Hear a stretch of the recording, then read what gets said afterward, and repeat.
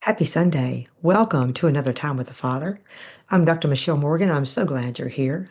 I have something very special for you today. We have an interview that we've been holding, waiting just to release it today for you.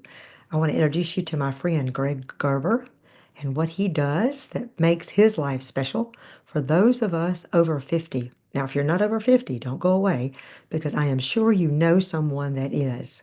So while you're at it, like, share, and subscribe, and let me introduce you to my friend, Greg Gerber.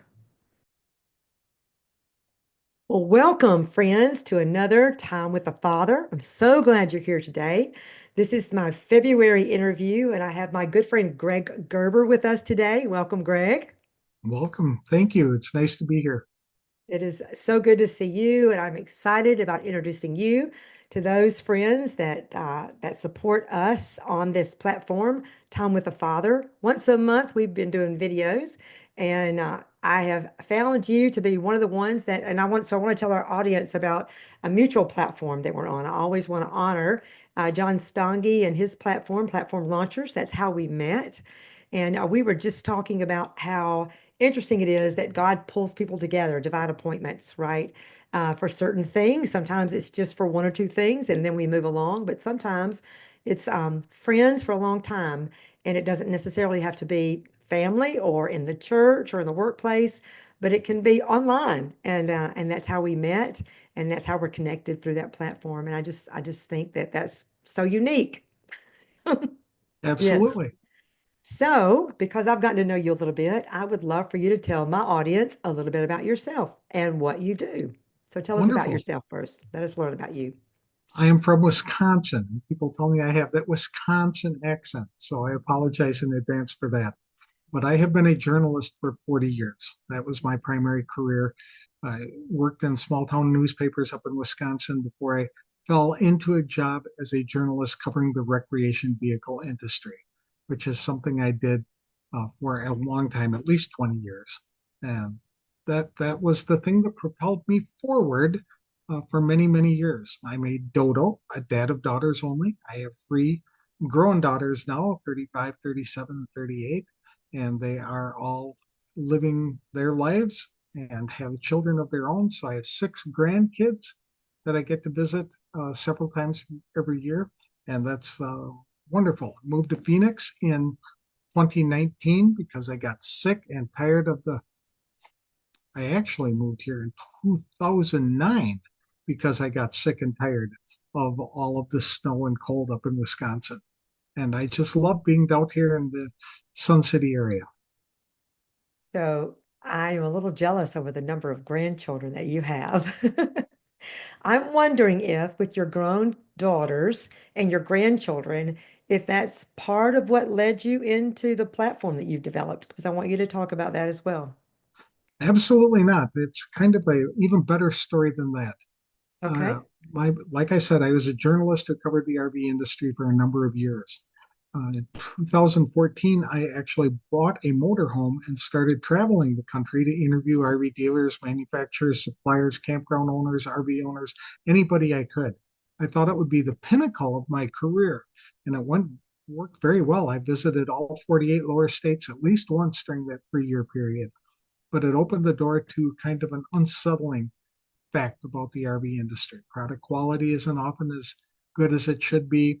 It's impossible, sometimes very, very difficult to get RVs serviced. And some of the experiences at campgrounds are less than desirable when people are fingertip to fingertip from their neighbors.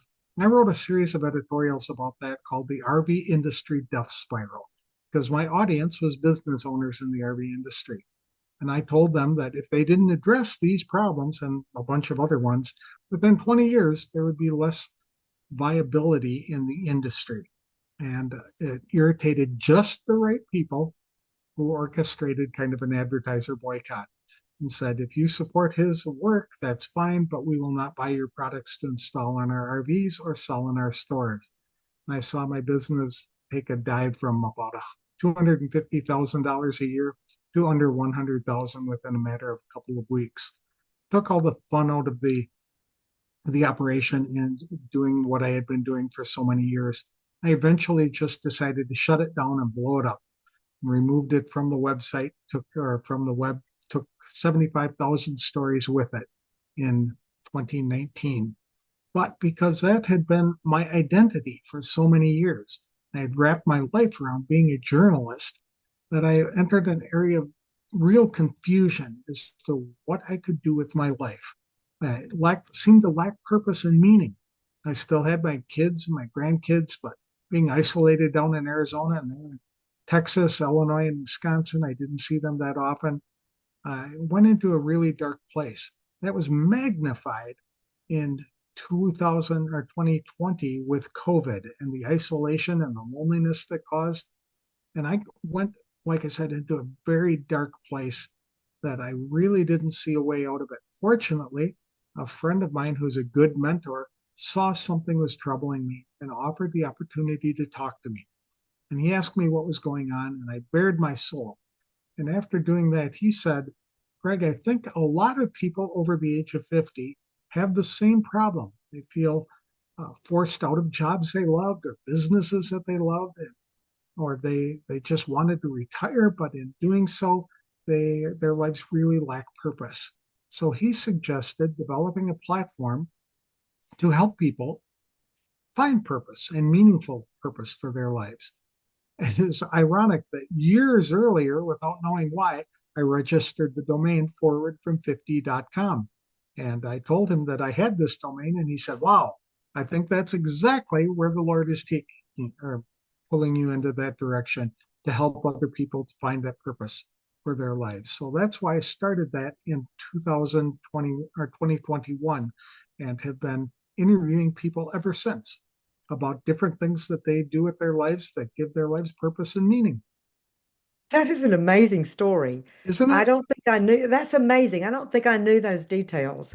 How you were doing one thing, and I have to credit your character because you could have continued. You would still be in that industry doing the things that you were doing as a journalist if you didn't care about how people were suffering within that particular industry, the RV industry. And it's huge.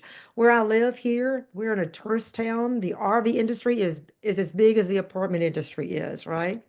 And I am sure if those changes had not been made, we'd be suffering that all over America because we have what, and you would be one at one point if you were still in Wisconsin. We have snowbirds that come down here all the time, right? In their Right? RVs, and rent spaces at the park. So to your credit, and that's really not even the best way to say it, but I believe that we could probably say that when we make a stand for something that's right, even though the fallout, we know the fall, well, sometimes we don't know what the fallout could be, but we know there's going to be some fallout, and yours was serious. It went from what it was to zero because you Correct. chose to shut it all down. Well, But your journalist, I'm sorry, go ahead. it's actually a little better than that. In 2017, somebody bought my business for me, and this was right after that boycott took place and the fun had gone out of the industry. And they ran the business for 18 months, but we're having a hard time making it as successful as I had done it. So in 2019, I agreed to buy it back. However, it was in 2017 that God told me, I want you to do something else, and I want you to go over here and start writing stories. And I'm like, okay, what stories? And I still wasn't sure on what to do. So when this opportunity to take the business back came up, I fell back into my comfort zone and took it over again. And there was absolutely no fun at all. And I'm like, God, why isn't this working? He says, well, funny you should ask, because Glad you I asked. told you I wanted you over here doing this kind of thing, not back here doing this kind of thing. So that's when I made the decision to blow it up and actually pursue writing stories as a career. So to be sure and our audience is following the timeline. So you had your meeting, this divine appointment with your friend that said, "Oh, you should do this." You That, revealed that you had the web the domain already purchased, but right. but you still went back and bought the business. All this No, is during the same time. I'm Okay. sorry for the confusion. Yes, No, I no wrote that confusion at series of all. editorials in 2018 Mhm. or 2017. And that's when the business started taking a downfall. And I sold it in 2017, bought it back in 2019, and blew it up and shut it down in June of 2019. And that's So when, curious about the domain that you purchased that you did so long ago. So, see, that was already in your mind, wasn't it? Okay, so you need to go into this platform, tell my audience what you're doing. okay, Forward from 50 helps people, men and women over the age of 50, to live more meaningful lives by pursuing things that they are passionate about. Many times people have a burning desire in their heart. Sometimes it's something from childhood or the early teen years that they just feel called to pursue. But well meaning friends and relatives said, you can't make any money off of that. So you need to go do something more practical. And so they do whatever they need to do to raise their families and to start their careers, etc. But inside them, the ember is still burning of what if? What if I had done this with my life? And once they get past 50, many times the empty nest syndrome kicks in. The kids are out of the house and on lives of their own, and the career is winding down. And maybe even they retired at 60, 65, and they wonder, what can I do? This is the ideal time to start exploring those things that you've always wanted to do. Now that you have generally more money than you've ever had in your life and more time. So that's what I do, is try and help people realize that their lives still matter. There's still meaning and purpose to them, and help them brainstorm ways to have that kind of purpose. So I'm going to go into how you do that in just a few minutes, but I want to ask you, I'm thinking about the clientele that you worked with when you were a journalist within the Yes, RV industry. I'm making some big assumptions that probably a lot of those residents that were taking up residence in RVs were over 50 or correct. somewhere along, right? Did you Well, hear any of their stories while you did your traveling? I did. Most of my experience in the RV industry involved working with businesses, the RV dealers, suppliers, manufacturers, and campground owners. Occasionally, and toward the end of my involvement with that, I started interviewing more RVers about their experiences. Common thread kind of came up, and a lot of people dream of retiring and then getting in their RV, but they don't know what's coming next. And too many of them delay doing what they're really passionate about until the point that they're either too sick or injured, or in some cases, people die early in retirement and they don't get to live these dreams. That was one of the saddest things about the RV lifestyle that I had covered. Yeah. Yeah, I'm thinking I know some people that I could plug in their names to some of those scenarios that you just mentioned. Well, you've got people that you're meeting that are over 50. The name of what you're doing is called Forward from 50. But, and maybe you've already answered this somewhat, but what would you say? Because I know a lot of us will have an idea, we'll share that idea with others, and they'll say, oh, no, no, no. But what are some misconceptions that you think that you hear a lot or you have found out, no, this is not true. This is a misconception about what it is that you're doing, what you wanted to do and what you're actually doing now. Oh, there are a couple. I'm too old to do this. Time has passed me by. This was something from my youth. It's not practical for me to pursue this dream anymore. And that's just so wrong. I've interviewed so many people who have picked up what they wanted to do in their early years of life and are doing it full time now. And it's just exploding the joy in their life, if that makes sense. And there's something that's burning in their heart and it's still there. That probably means that God intends for you to pursue that because it's part of your spirit, it's part of who you are. So I encourage people to get in there and try it and see if that's something that they still like to do. And I also have a misconception that there's only one purpose to my life, then and they feel that God created me for this one thing. In reality, your purpose evolves throughout your entire life. When you're younger, in your teens and your 20s, your purpose is to start gathering as much information as you possibly can and forming a network. Then comes the chaos years, what I call them, when you're a parent and you're pulled in 1,500 different directions and you really can't focus on what you want to do as a general rule. You have to do what you need to do, if that makes sense. And then after the kids are off on their own, and maybe you retire, maybe it's a few years before you retire, you can start exploring other options that bring you life, that really fan that flame or that smoldering ember that's within you so that your life has meaningful purpose. A lot of people are focused on their hobbies. And here in Sun City, Arizona, it's America's first planned retirement community. It was founded in 1960. There are eight recreation centers and eight golf courses in this community, 50,000 people. So everybody flocks here thinking, I'm going to retire, I'm going to kick back, I'm just not going to worry about anything anymore. I'm certainly not going to work, and I'm just going to love life. And that works for a while, probably 6 months while they decompress from their former life, but eventually they are bored out of their minds because their life lacks meaning and purpose. And they get, from that point, they start getting trapped in a rut or a routine where they get up, they go golfing, come home, have lunch, take a nap, get up, scroll through social media or doom scroll through news, then go off for the early senior citizens discount at the diner, and then come back and watch a movie and go to bed and rinse and repeat over and over and over again. And so many people get to the point where they said, there has got to be more to life than this. This is not what I envisioned retirement would be. And they're right, because God instills on us a desire to help other people. We're born with natural talents. We learn unique or these skills throughout our life. We keep adding to that. And we all have these unique experiences. And each one of them are part of a plan, part of God's plan for us to help other people in some way.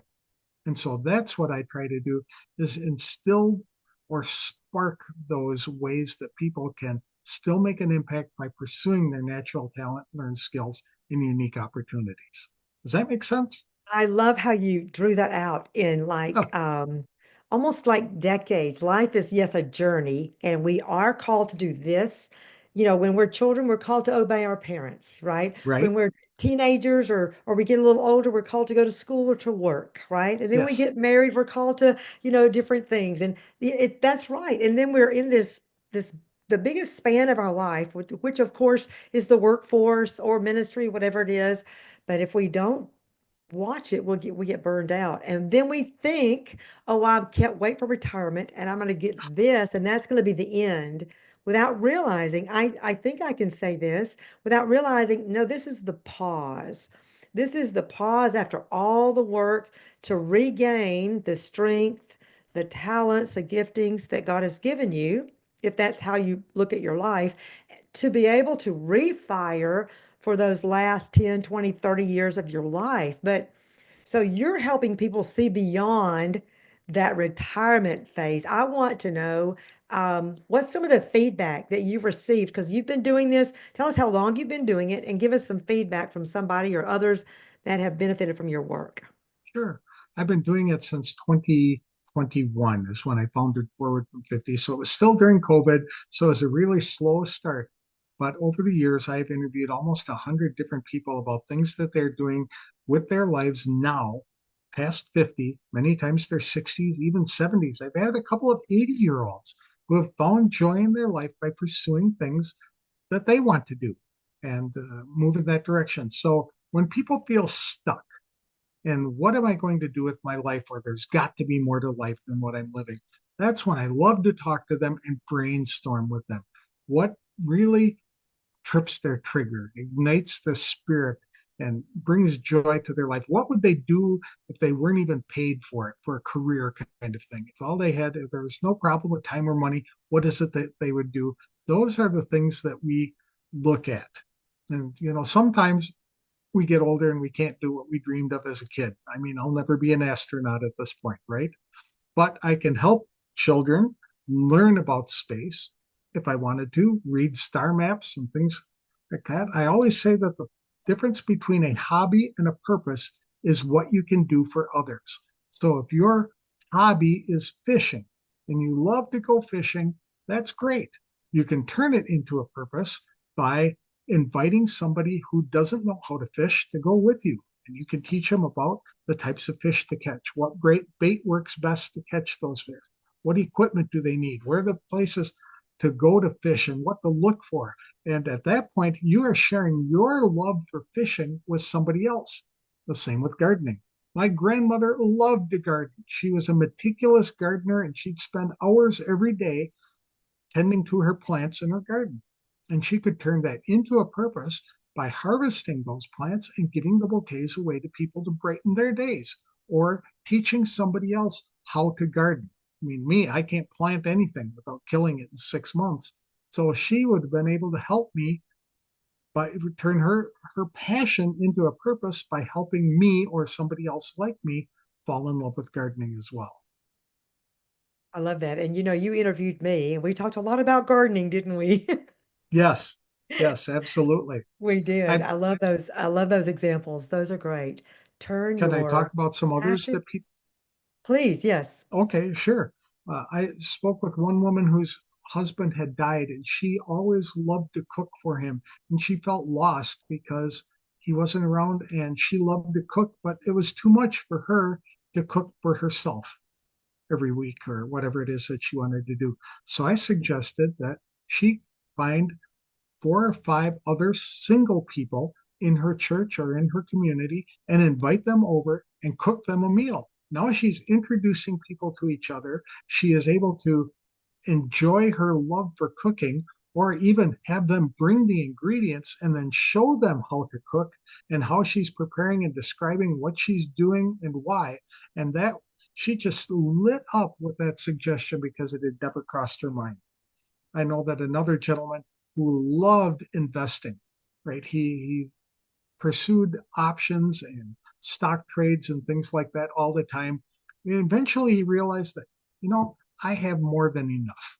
How much more am I going to be able to use? So he switched his investment strategy to give him more purpose. And he identified a charity every month that would benefit from all the money that he made through his investments. He still kept his base, but whatever he earned that month, he donated to a charity. Now he's blessing an organization and other people in ways that he never could have before or never thought of doing.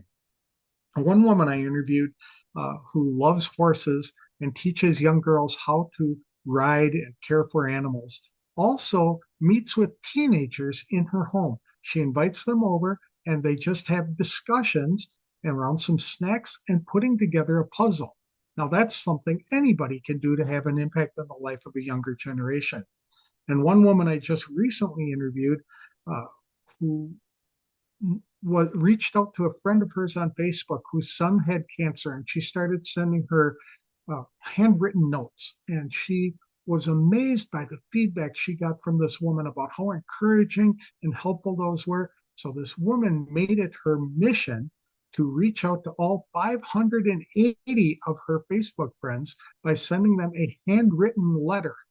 And it took her several years to get it done, but the result was phenomenal. She said people just opened up about how much that meant to get a handwritten letter in the mail today. It showed how much she cared about them, and she kind of uh, asked them questions as well. And it kind of going back to our youth when you had pen pals, if you remember that, before I the do. impersonality of email came in and kind of changed the way we communicate with each other. And so she is doing those kinds of things. And that showed me that anybody can have purpose by being an encourager. I love that. I'm thinking about these are like success secrets and Yes, how you've been endowed with this ability when someone comes to you with a problem, how you see a solution. They're like right. secret success solutions. So I'm thinking that you're already successful, but how would you measure success with what God's put in your hands? You got this domain years ago, all this happened in your life. You had this wake up aha moment with this friend slash mentor that just kind of helped put the pieces together, and you launched it in the middle of COVID. And here you are, 4 years plus later, still doing it, but really on a higher level because you're doing it more often. So Right. tell me, what's your heart say about success?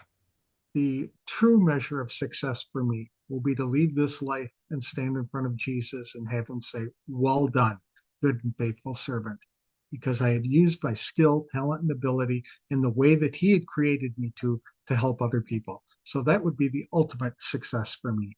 But also, I would consider a success if I could help somebody get out of the rut that they created or had created for them in their life, like was for me in 2021 when my friend came forward and broke my thinking and caused me to think differently, to see that my life still had purpose, value, and meaning, and that regardless of my age, I could still contribute positively to the lives of other people. And if I can do that to one person, that would be considered a success. But if I can do that to many, my goodness, it would fill me up, it would fill them up, and it would impact. How many lives would that impact if I were to able to help one person who went out and helped 10 people, and those people went out and helped 10 people as a result? Absolutely. The ripple Absolutely. effects would be phenomenal. That's right. And I think that Exponential I'd growth. die and I'd get to heaven and I wouldn't have any idea what my purpose had accomplished until I met people who are there. I'm here because of you. You know what I mean? I'm here because of something you had done, or you encouraged this individual who encouraged me. And it gives me goosebumps to think about that kind of thing.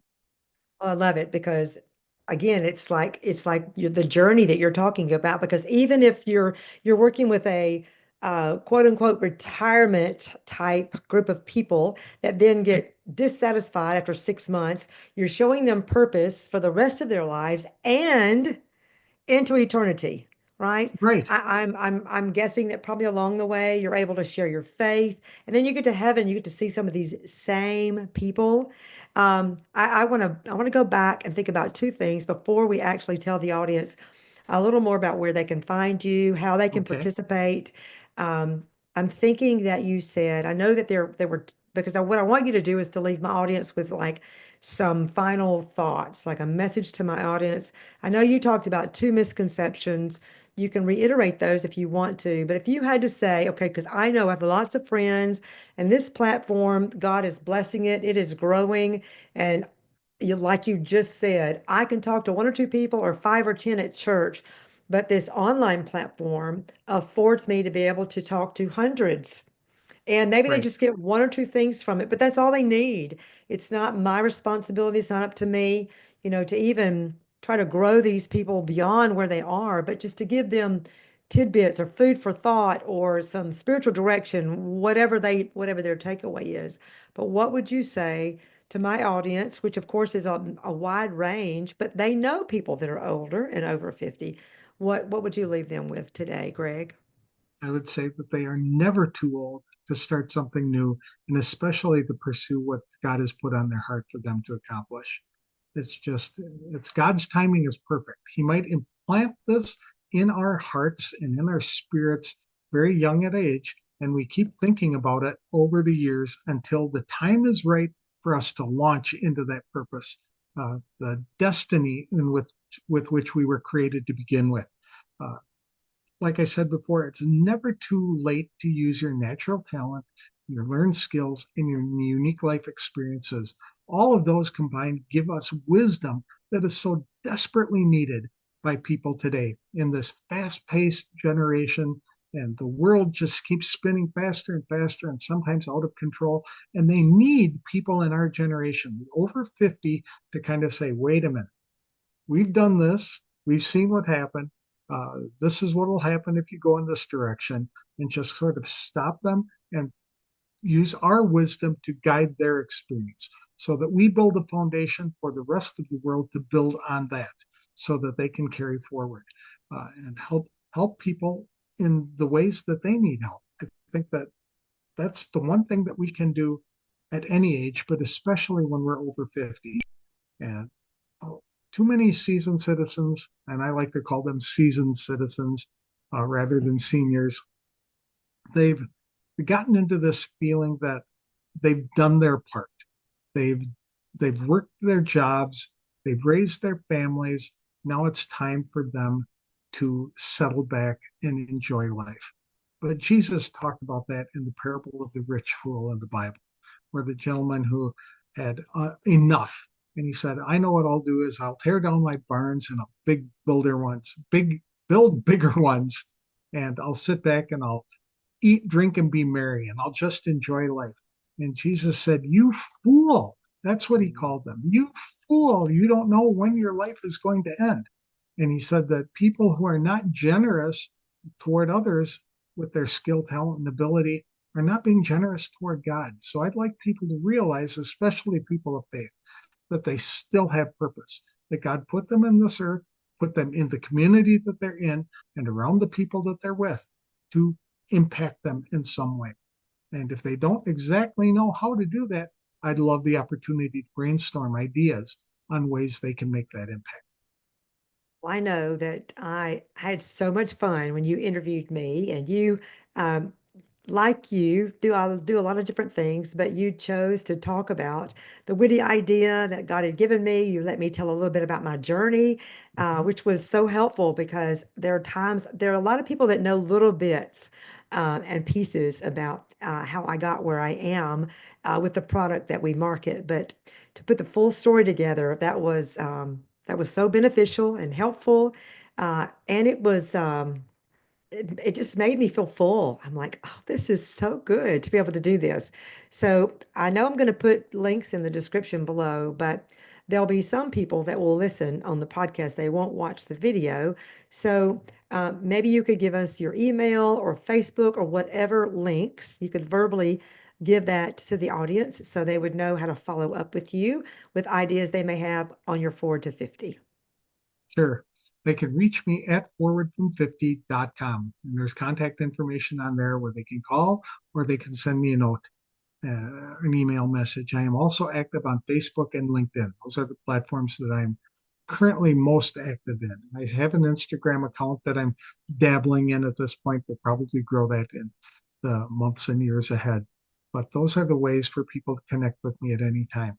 And I would just love the opportunity to talk to people. So if somebody even has a question, I'm stuck on what to do, happy to have a free conversation with them to kind of get them unstuck, because Yes. that's what Vincent, my mentor, had done for me. Is he had that free conversation with me that kind of allowed me to bare my soul, and he understood, patiently listened, and suggested, no, you're wrong. There is more to your life than you're thinking of. Now let's explore some ideas on ways you can make a difference. Okay, so let's just to be sure. So it's Greg Gerber, Gerber. That's your Facebook.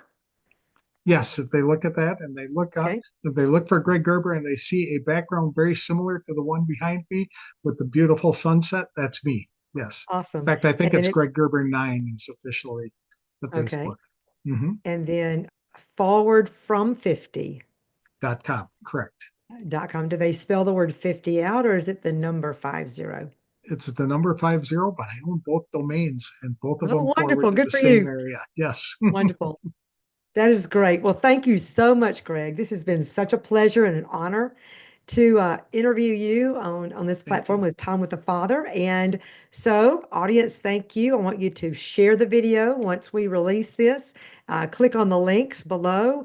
Contact Greg with these two contacts that he's given you. Maybe you're not over 50, but you know someone that is. You can send that to them. And if you are over 50, please follow up with Greg. He would love to hear from you. So until next time, remember, I always like to say the heart of the matter is the matter of the heart. So until next time.